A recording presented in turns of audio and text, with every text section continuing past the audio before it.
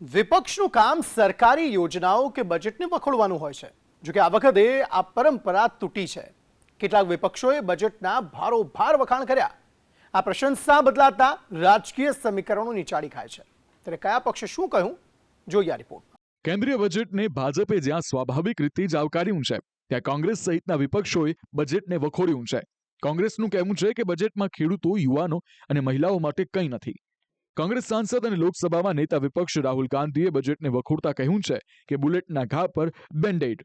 વૈશ્વિક અનિશ્ચિતતાઓ વચ્ચે આપણી આર્થિક કટોકટીને ઉકેલવા માટે આમૂલ પરિવર્તનની જરૂર હતી, પણ આ સરકાર આઈડિયા પ્રત્યે નાદાર છે.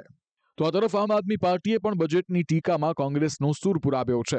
આમ આદમી પાર્ટીના પ્રદેશ અધ્યક્ષ ઈસુદાન ગઢવીનું કહેવું છે કે વિધાનસભાની ચૂંટણીને જોતા બજેટમાં બિહારને કેન્દ્ર સ્થાને રાખવામાં આવ્યું છે, જ્યારે ગુજરાતને અન્યાય કરાયો છે. જે બજેટ પેશ કર્યું એમાં ગુજરાતને ભારોભાર અન્યાય કરવામાં આવ્યું છે. આગામી સમયમાં બિહારની ચૂંટણી છે, તો હવે યાર ચૂંટણીલક્ષી બજેટો થવા માંડ્યા. સ્પેશિયલ બિહારને વધારે ફાયદો કરાવીને ગુજરાતે શું તમારું અપમાન કર્યું છે. નવાઈની વાત એ છે કે કેટલાક વિપક્ષોએ બજેટના વખાણ કર્યા છે. ઉદ્ધવ ઠાકરેની શિવસેનાના સાંસદ પ્રિયંકા ચતુર્વેદી અને ટીએમસી સાંસદ શત્રુઘ્ન સિન્હાએ બજેટને વધાવી લેતા આશ્ચર્ય સર્જાયું છે. अक्सर लोग क्रिटिसाइज करते हैं, मैं सराहना भी करूंगा, खासकर हेल्थ सेक्टर में और खासकर मेडिसिन के मामले में और लाइफ सेविंग ड्रग्स के मामले में जो सहूलियत दी गई या छूट दी गई, जैसे कि कैंसर के मामले में और कुछ बीमारियां हैं उसके मामले में उनको जैसे छूट दी गई है वो बहुत सराहनीय है.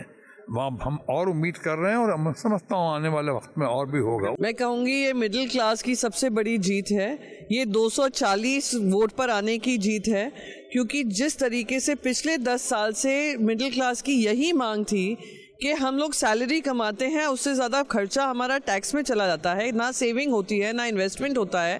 आज फाइनली उनकी सुनवाई हुई है, तो मैं उसका स्वागत करती हूँ. पहली बात ये, बिहार सोच रहा होगा कि काश हर साल चुनाव हो बिहार में, जैसे हमारी जो केंद्र सरकार है उनके बारे में कोई योजनाएं बता सकें. છેલ્લા કેટલાક સમયથી ઉદ્ધવ ઠાકરેએ ભાજપની ટીકા કરવાનું બંધ કરી દીધું છે. વિપક્ષના ગઠબંધનમાં પણ તિરાડ પડી છે, ત્યારે સમીકરણો બદલાઈ રહ્યા છે. એવામાં ટીએમસી અને શિવસેનાનું વલણ મોટા સંકેત હોઈ શકે છે.